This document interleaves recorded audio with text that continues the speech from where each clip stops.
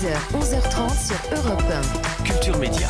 Thomas Hill. Et on démarre cette émission avec le journal des médias de Julien Pichenet et les audiences. D'abord, qu'est-ce que ça a donné justement ce lancement hier de l'île de la Tentation? Alors est-ce qu'on était nombreux? Et ça a très bien marché, puisque l'émission de télé-réalité diffusée en prime sur W9 a réuni 658 000 téléspectateurs. C'est 150 000 de plus que le lancement de la saison dernière. Effectivement, Anissa Haddadi était devant la télé hier soir. Notamment grâce aux femmes responsables des achats de moins de 50 ans. Vous êtes parfaitement la cible. Je suis une ménagère, bien sûr. Et je crois qu'elle c'est le deuxième meilleur score de la soirée. Était deuxième sur cette cible-là hier. Non, mais c'est une émission qui fonctionne très très bien. Bien sûr, bien sûr. Hier soir toujours, c'est France 3 qui était en tête.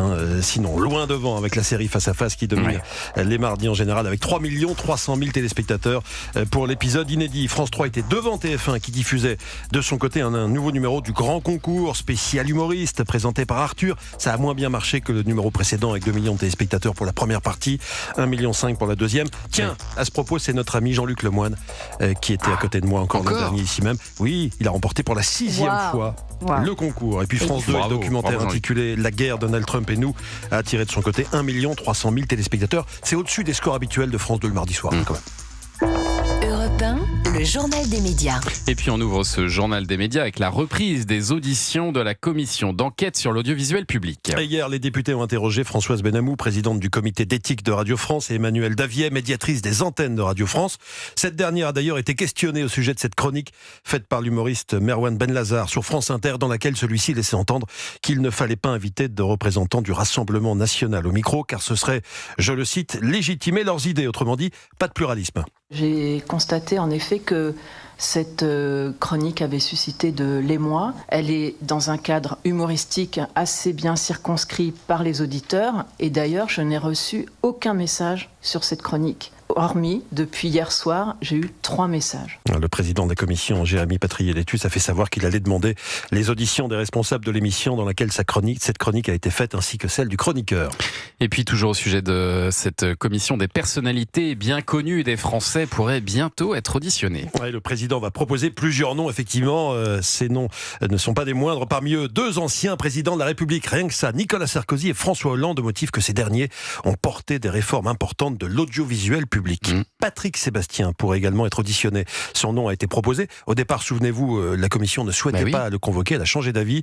L'ancien animateur de France 2 a plusieurs fois précisé d'ailleurs qu'il avait énormément de choses à dire, notamment sur la présidente de France Télévisions, Delphine Arnault, qu'il avait évincée en 2019. À suivre donc. Et puis on passe aux Jeux Olympiques d'hiver de Milan-Cortina qui approche à grands pas. La cérémonie d'ouverture se voudra bien différente de celle des JO de Paris. On verra si cette cérémonie fait autant parler d'elle que la cérémonie parisienne. Bon courage à eux. En tout cas, selon son concepteur Marco Balich, elle sera moins clivante. C'est le mot qu'il a utilisé. Cette cérémonie, dit-il, est une plateforme unique pour transmettre des bons messages, pas des messages qui divisent. Fin de citation. À voir donc si elle fera une audience aussi forte que la cérémonie des Jeux de Paris.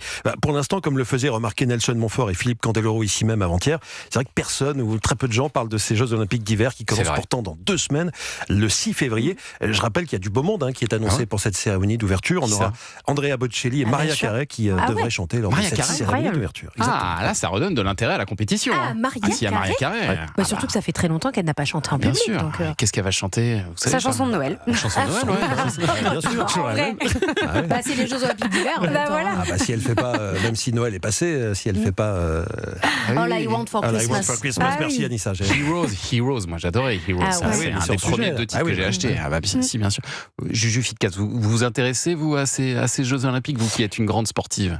Pour le coup, c'est vrai que évidemment, les Jeux Olympiques qu'on a eu à Paris en 2024, je pense comme beaucoup de Français, et encore plus quand on est sportif, mais c'était un moment qui était fou. Fabuleux. Personnellement, à titre personnel, j'ai trouvé la cérémonie d'ouverture incroyable. Je l'ai trouvée vraiment sublime et au contraire, je trouvais qu'elle rassemblait plus qu'autre chose. Après, c'est un avis personnel.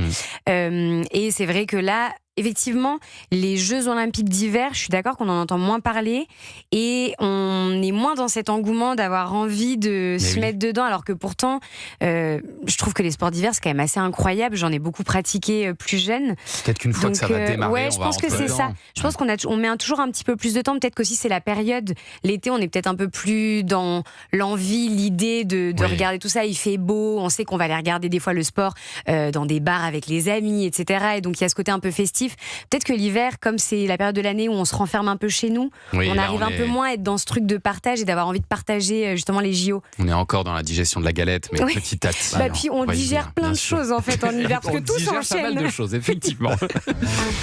Alors, dernière info, la Star Academy. La Star Academy est-elle trop longue et trop fatigante pour les candidats? Plusieurs d'entre eux semblent épuisés, en tout cas par ces semaines de tournage. Ouais, on sait, le rythme est très intense pour ces jeunes participants de la Star Academy. Anouk, éliminé il y a 2 semaines, aurait vécu une fin d'aventure très compliquée entre fatigue et stress.